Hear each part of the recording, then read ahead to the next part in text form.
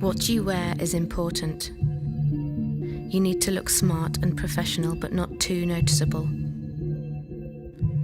I always use a pink lipstick, never red, and subtle makeup with my hair down, well brushed. You must look for a large group. The larger, the better. Watch from a distance to see that there is some lack of organisation and a relaxed approach to the order of events. More formal, organised parties will not work. I often take a discreet photograph of the group at this early time, to keep in my album and look at on long winter nights. I've begun my second album, and the photographs remind me of good practice and the most memorable occasions. It's easy to be seduced, but discipline is called for to avoid overindulgence. In some of my first experiences, my timing was wrong and I was pursued. Once, losing a Gucci shoe at Paddington. But I learnt self-control and the need for detachment, knowing I can savour the moment at home later. I recommend railway stations, Waterloo, King's Cross, and especially Liverpool Street with the Stansted Express. Here it's easy to see when the moment is right, and most of the groups will be going to the airport. About 10 minutes before departure, I make my move, joining as one of the latecomers. The first will embrace more meaningfully, generally a leader of the hosts and an official from the visitors.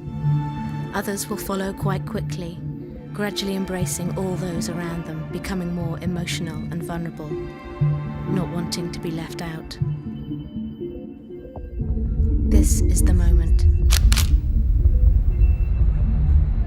You must move quickly, mingling in with the host group, and smile as you approach the first embrace.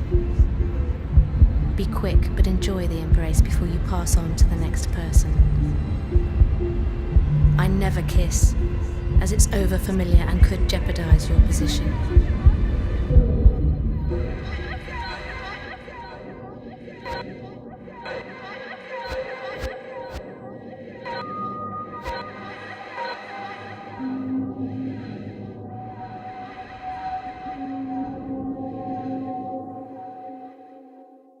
They will be happy to embrace, accepting that they do not recognize you, presuming you are someone working behind the scenes, as anxious as you about the farewell and proper etiquette. Their generosity can be touching as well as moving.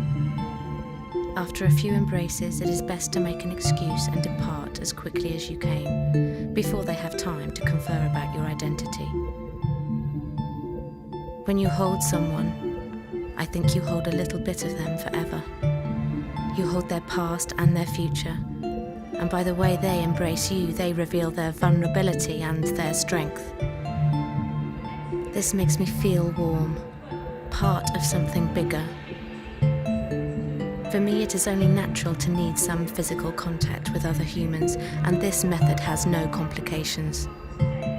A woman in my position finds it reassuring, while I hope it brings some comfort to them.